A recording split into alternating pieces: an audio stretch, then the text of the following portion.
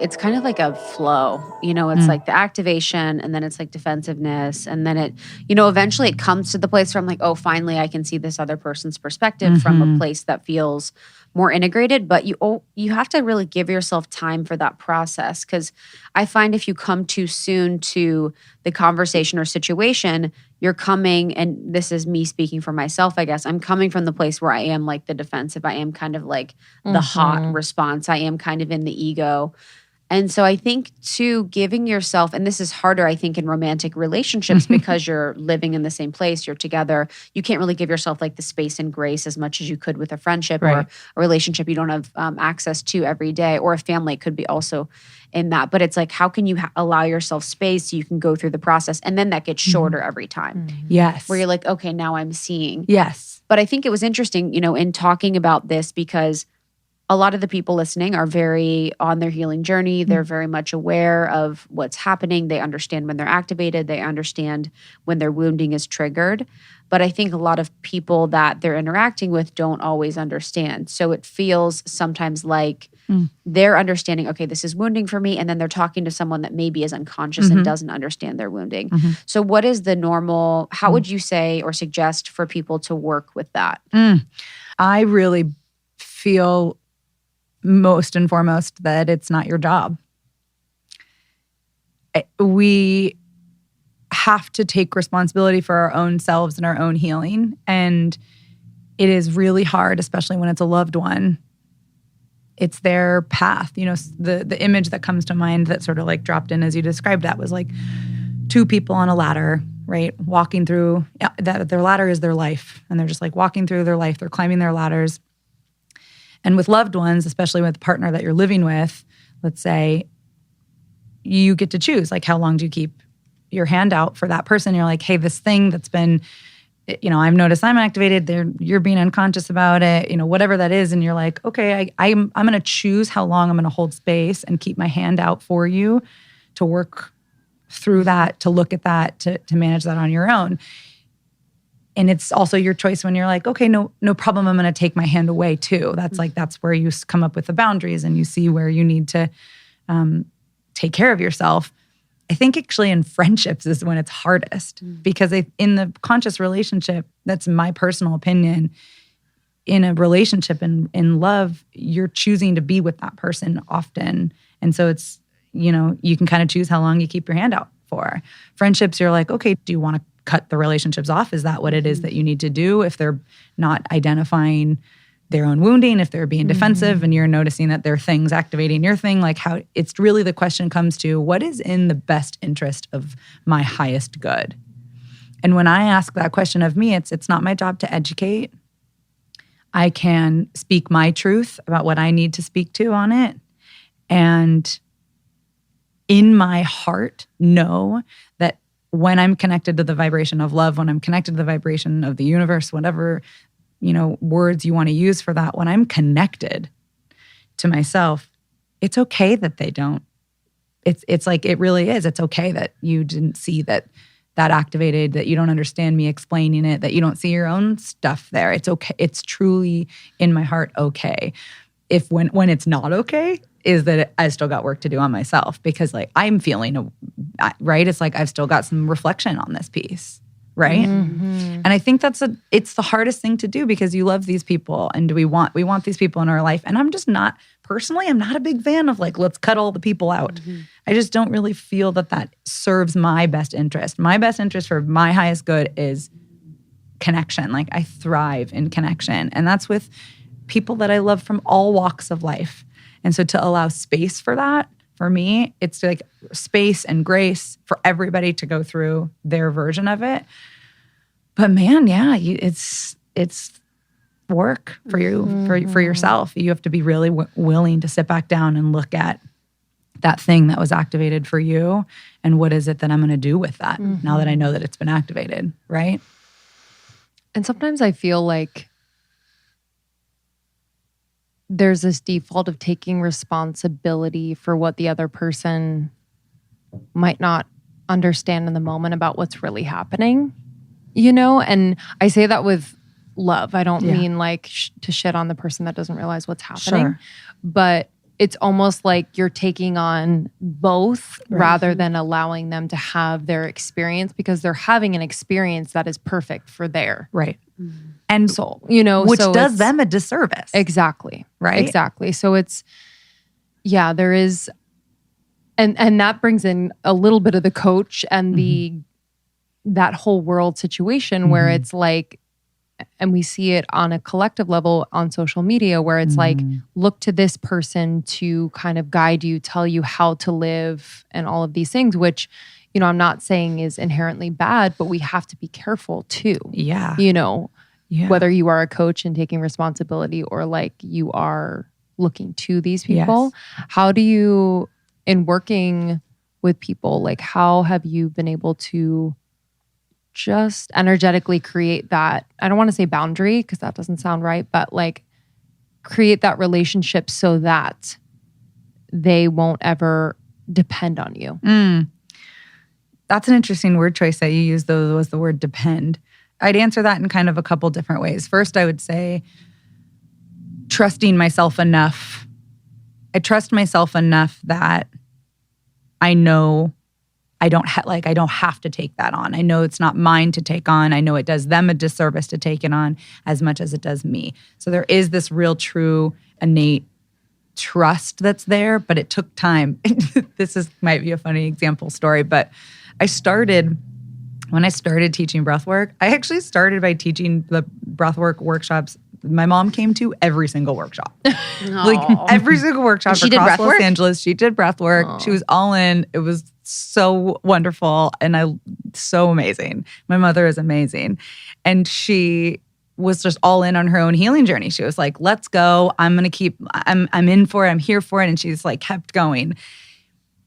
I had to learn some boundaries pretty quickly right there, right? It was pretty clear that I wasn't going to be able to hold space for a group of people if I'm getting sucked into my mom's stuff, right? Then it's my mom's, then it's a private session for my mom, which is not something I'd recommend. That'd be hilarious to like see everyone laying and she's like yelling louder. She's like, Mom! You're like, just like kind of trying to get your attention every time. Oh my God, exactly. And so I don't even know if she knows this. So when you listen, you'll find out. But that was my boundary practice, I guess is what I should say. And that's what it sort of like kickstarted me in really, really quickly. Because prior to that, I felt like, and I do still think this way sometimes, that, you know, as a highly empathetic people, like a giant walking wound walking through life. And I'm like, wait, am I a wound? Am I just raw? Am I like, what? It's like sometimes like the sensations of the world can just feel too much. And so until I had found breath work, once I did, and I started really doing this deep inner work on myself, and then my mom started coming to sessions, it really happened very quickly as it relates to seeing the boundaries.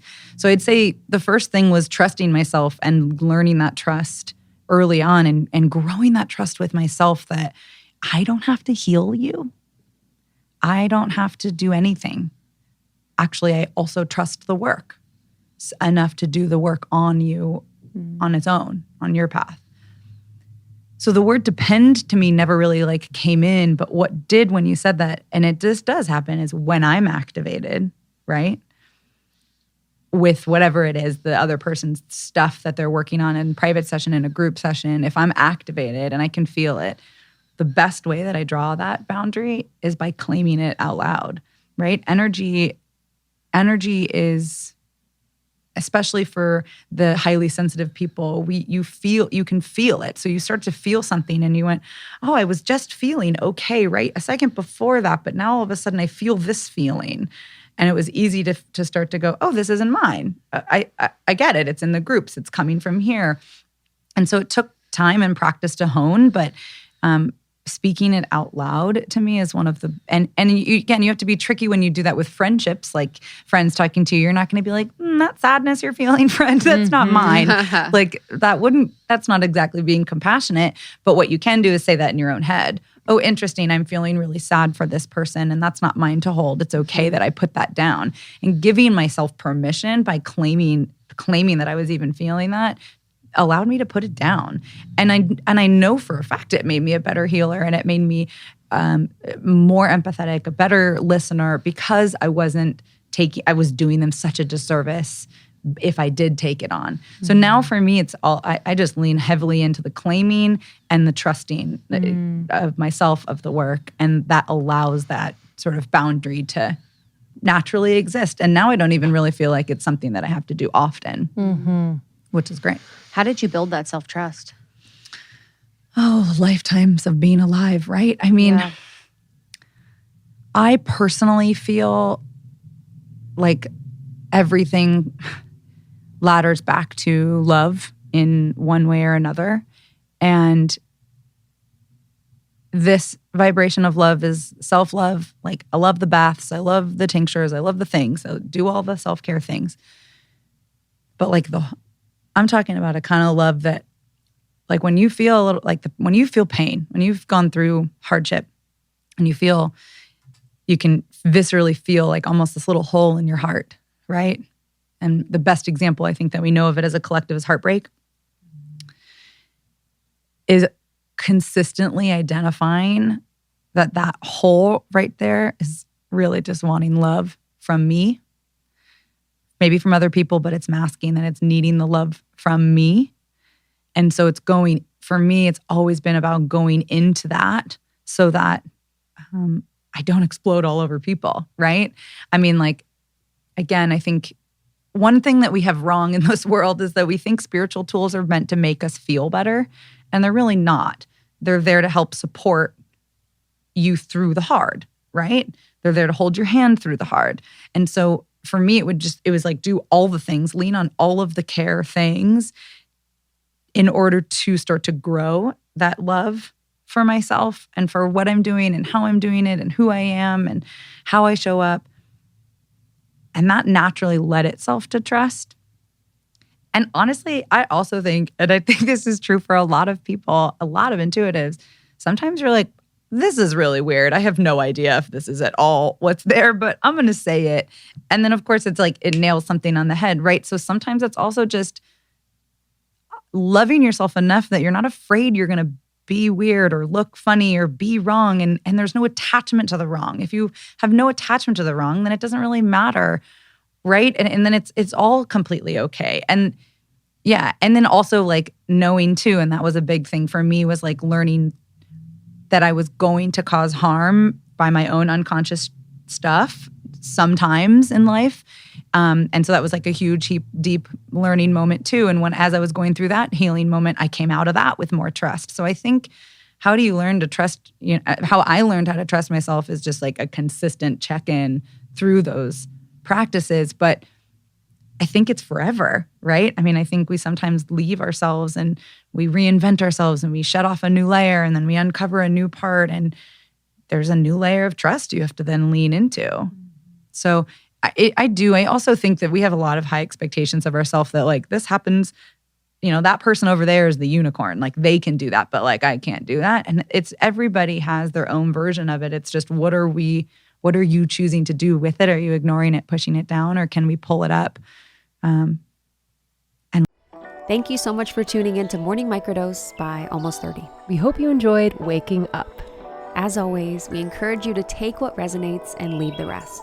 If you enjoyed this trip, tune into the full episode on the Almost 30 podcast. All episode information can be found in the show notes. Make sure to subscribe, and if this becomes a part of your morning routine, be sure to share it with a friend. We have new inspiring doses Monday through Friday. Follow us on Instagram at Morning Microdose, and follow Almost 30 at Almost 30 Podcast. Thanks for listening. We'll see you in the vortex.